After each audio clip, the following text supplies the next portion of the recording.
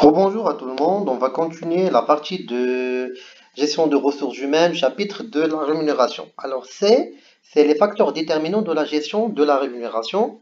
Alors comme départ, on va voir ensemble les éléments et les caractéristiques de l'environnement, de l'organisation et aussi les caractéristiques des emplois et les caractéristiques des titulaires des emplois. On va voir comment on paye chaque salarié et quels sont les critères à prendre. Alors, on distingue une multitude de facteurs influençant la gestion de la rémunération des employés. On sait très bien, on ne peut pas payer chaque salarié, on ne peut pas payer des salariés même salaire, même prime, même avantages sociaux. Donc, il y a des critères à respecter. Alors, petit 1, les caractéristiques de l'environnement.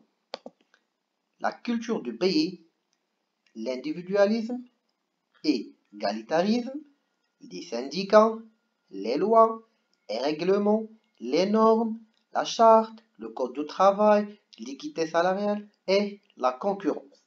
Donc chaque pays a des normes, chaque pays a des syndicats, chaque pays a des lois et des règlements particuliers. Alors, on va voir par exemple un pays capitaliste et un pays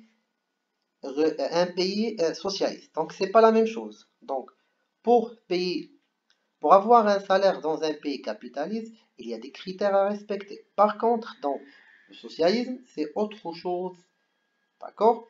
Et par la suite, l'impact de syndicats sur l'État et sur le gouvernement, et aussi le code du travail et l'équité salariale. 2. Les caractéristiques de l'organisation. On sait très bien la taille. Ici, on parle de la taille de l'entreprise, la notoriété et prestige, la stratégie d'affaires, la structure et l'organisation du travail, la technologie, le secteur d'activité économique, la santé financière et la politique de gestion des ressources humaines. Alors, une grande entreprise, c'est pas la même chose qu'une petite entreprise. La notoriété et le prestige de chaque société, ce n'est pas les mêmes. La stratégie, ce n'est pas les mêmes. Et aussi la technologie.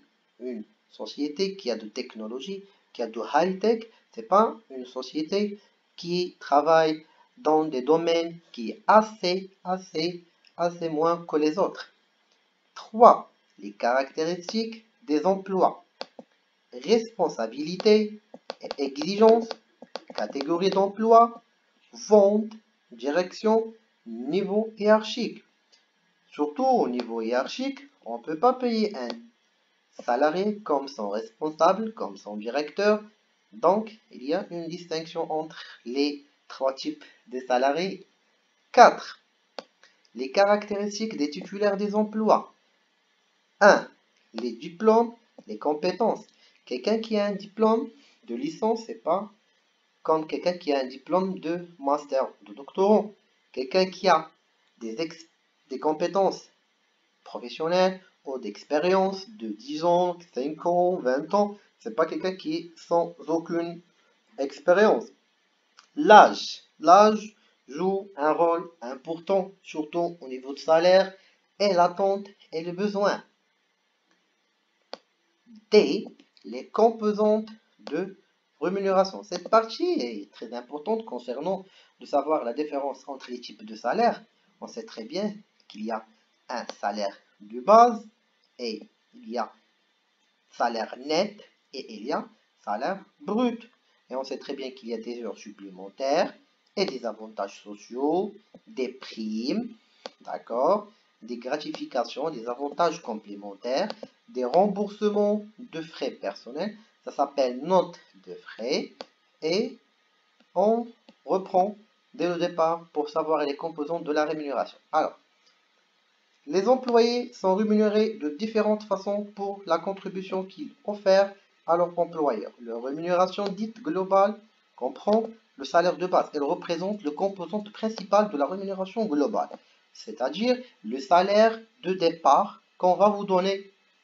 Les heures supplémentaires, quand tu dépasses quelques heures avec nous, quand tu passes des heures avec nous, genre tu restes jusqu'à 20h ou jusqu'à 19h au lieu de sortir à 17h. Donc, il y a 1 heure ou 2 heures supplémentaires et on sait très bien, il s'agit des heures effectuées au-delà de la durée légale. On sait très bien, la durée légale du travail, c'est 8 heures par jour et 40 heures par semaine. Elles sont soumises à une majoration, donc 1 heure supplémentaire, donc tu payes plus. Donc les taux doivent être moins de 25% de salaire pour les 8 premières heures supplémentaires et 50% du salaire pour les heures supplémentaires suivantes. Genre, tu travailles après 5 heures, tu prends 25% de plus. Après 8 heures, tu prends 50%. Et si tu travailles la nuit, tu prends 100%, surtout aussi avec, on parle de week-end, tu prends 100% de heures supplémentaires. Passons aux avantages sociaux. On sait très bien quoi un avantage social. Un avantage social, si on parle de la CNSS, on parle des caisses de retraite, etc.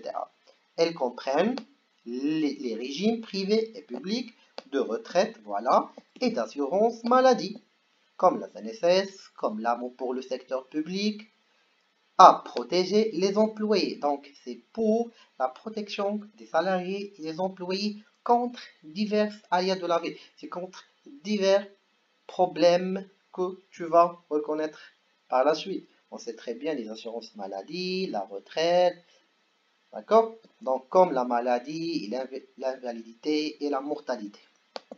Par la suite, on passe sur les primes et les récompenses. Les primes sont des montants forfaitaires en dessous du salaire qu'un employé reçoit pour réaliser son travail dans des conditions particulières, travail nuit, fin de semaine, pendant les week-ends. Les récompenses sont des commissions, des actions ou des opinions, ou des options d'achat d'actions que l'employé peut recevoir s'il est admissible à un régime de rémunération variable. La gratification ou avantages complémentaires. Ils sont reçus par l'employé en vertu du poste qu'il occupe. Celle-ci inclut aussi les jours de vacances et de congés que les employeurs offrent à leur personnel en vertu de la législation du travail. Les remboursements de frais personnels, ça s'appelle note de frais. On sait très bien que tout le monde sait c'est quoi ce principe-là. Ces remboursements sont possibles sous deux formes. Remboursement intégral des frais sur justificatif. Donc tu dois présenter des justificatifs. Tu es parti où? Qu'est-ce que tu as payé? Donc tu dois obligatoirement présenter des frais sur justificatif. On parle de justif ici et le versement d'allocations forfaitaires. Pour résumer, les entreprises ont besoin d'organiser leur façon de produire pour être les plus performantes possibles. À cette fin, les tâches et les responsabilités confiées à chaque salarié doivent être claires. C'est très très important cette partie-là.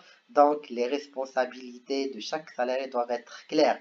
Monsieur, tu vas travailler avec nous en tant qu'à comptable.